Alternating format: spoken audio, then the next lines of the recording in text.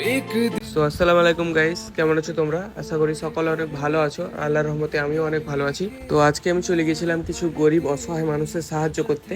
আর আমার সঙ্গে ছিল সামদ, বিরু এন্ড সামিরুল। তো আমরা বেরিয়ে পড়লাম কিছু মানুষের মুখে একবেলা খাবার তুলে দেওয়ার জন্য। সো ওখান থেকে বেরোতে না বেরোতে দেখি একজন কাকু নোংরার মধ্যে কি যেন খুঁজছে। তো ওনাকে ডেকে আমরা ওনার হাতে একটা প্যাকেট ধরিয়ে দিই খাবারের।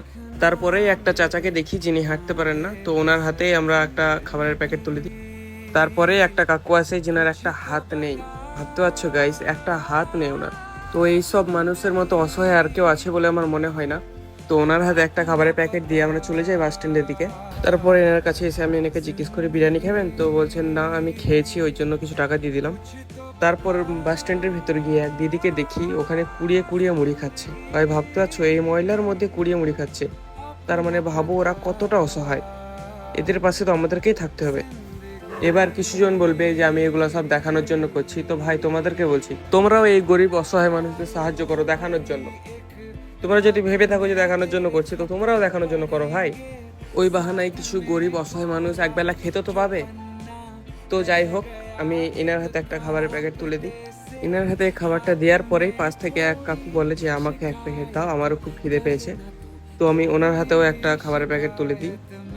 তারপরে আমি চলে যাই আরেক দিদার কাছে। তো ওনাকে আমি জিজ্ঞেস করছি বিরিয়ানি খাবেন, তো উনি বলে বিরিয়ানি কি তরকারি, তাই বলছে। ভাই অবভিয়াসলি বুঝতে পারছো, বিরিয়ানি বলছি তো বলছে কি তরকারি। তারপর ওনাকে আমি বিরিয়ানিটা দেওয়ার পরে পরে উনি আমাকে বলে যে আমি মিষ্টি খাবো। তারপরে আর কি করব, আমি চলে যাই মিষ্টির দোকানে ওনার জন্য কিছুটা মিষ্টি আনার জন্য।